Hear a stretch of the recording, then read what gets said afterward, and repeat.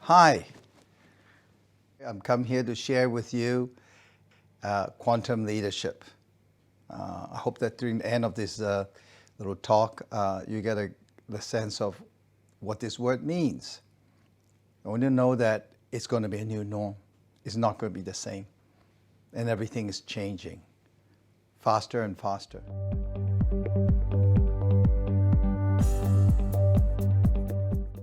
And with AI arriving, we're almost there because the AI is going to produce better than human being. So what's next?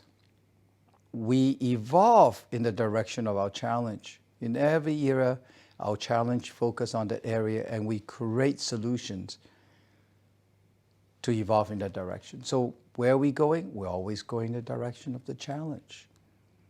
We're on the direction so we can overcome our challenge and transcend that challenge and move to the next stage.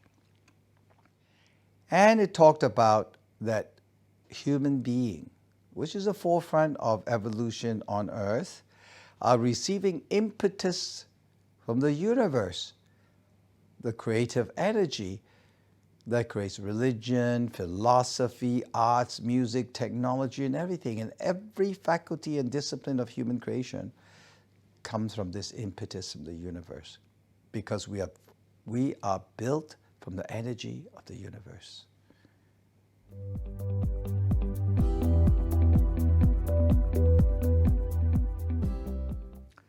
So, what is life? In the Chinese tradition, life, human life, is the energy of the universe that gives us our nature, and the energy of the earth that nurture us, combined with consciousness, and then it starts moving to create our soul, which is our individual spirit, and then our mind, and from mind, our localized consciousness, our memory, our interpretation, our worldview, then our direction, then our thoughts, then our consideration in our making decision, and finally, our wisdom in dealing with the external world. So first, I'm going to talk a little bit about this, because now you have a science of consciousness from the West, and even technology that can be used, and then combined with the Eastern stuff. I think you're very familiar that there's a watch and all that you can do. You can buy a little thing and then you can measure heart rate variability. If you're stressed out, it tells you a beeping sound, and then you go breathe and meditate until your stress is reduced. Well, that's modern practice combined with traditional wisdom. These things are coming up. How do you regulate stress? Stress reduces our immune system, create gut problems. A whole system starts crashing down because of stress. And really, meditation cannot happen unless you're relaxed. And then when you're relaxed, you move into the state of absorption and focus, and eventually you move inside you into the quantum field.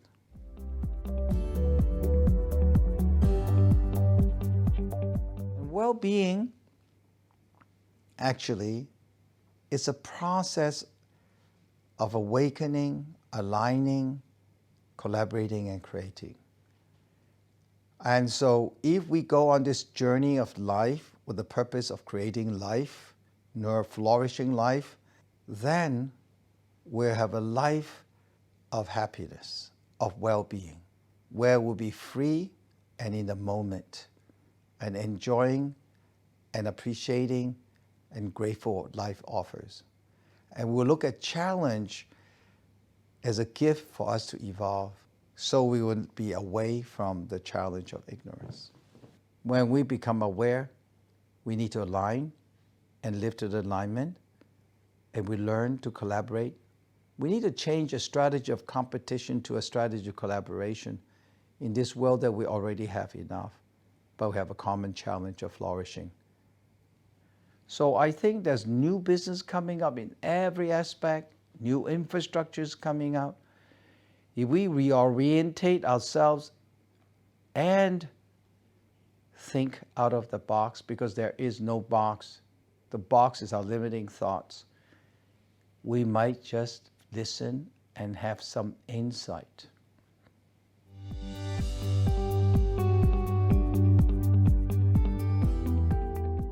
This great sameness must start with the family, so we become strong through diversity.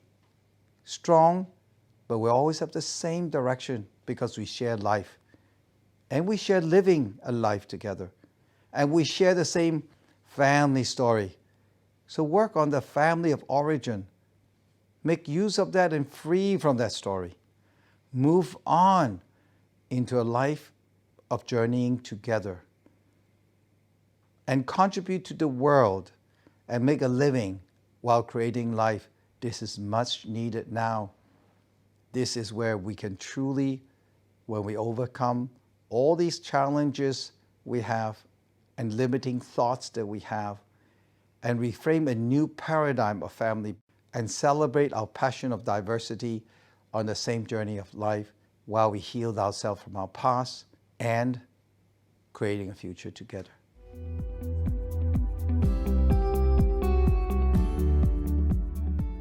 There's a couple of things I learned in my family business, and I'm the fourth generation now. And a couple of values that is really needs to review whether we want them. One is the value of legacy. Another is the value of prudence. These two values is almost for sure in every families around the world have it.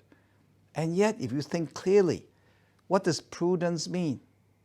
So these two things, we really have to think about it in the changing world. Do we need these two? Or rather, we replace it with consciousness, because as Einstein say, you cannot solve the problem you created from the same level of thinking. And when you're conscious and aware of where the world, and you see the world's evolving, you can see the trend, you can see everything, we can then think generation after generation.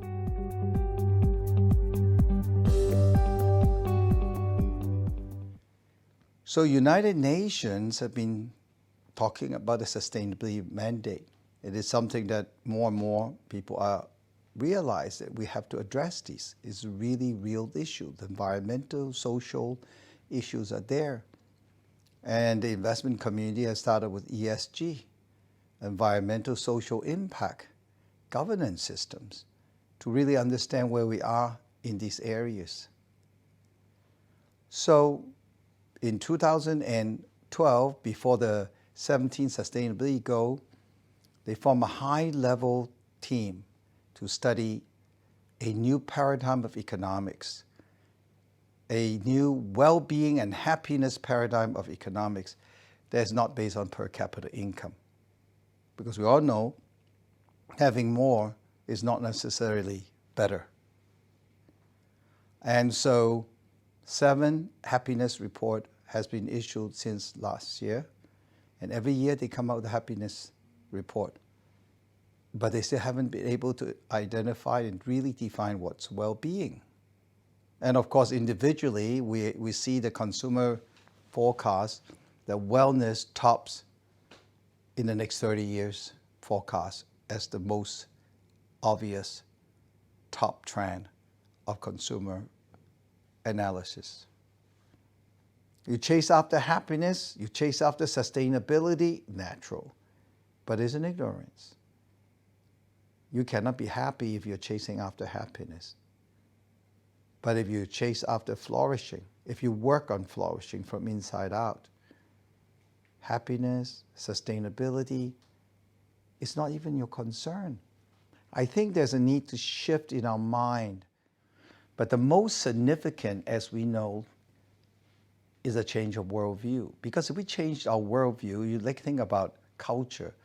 Isn't it all culture come from a worldview? There was the sage, whether it's Buddha or Jesus or Lao Tzu or whatever. It tells something about reality. And then people say, yeah. Then they develop some practice into a life journey, into systems, into rituals, into culture. And that's how we actually create the world, from our belief system, from how we see the world. So here you are. The whole world's not well, and every sector and individuals are looking for what is well-being and how to get there.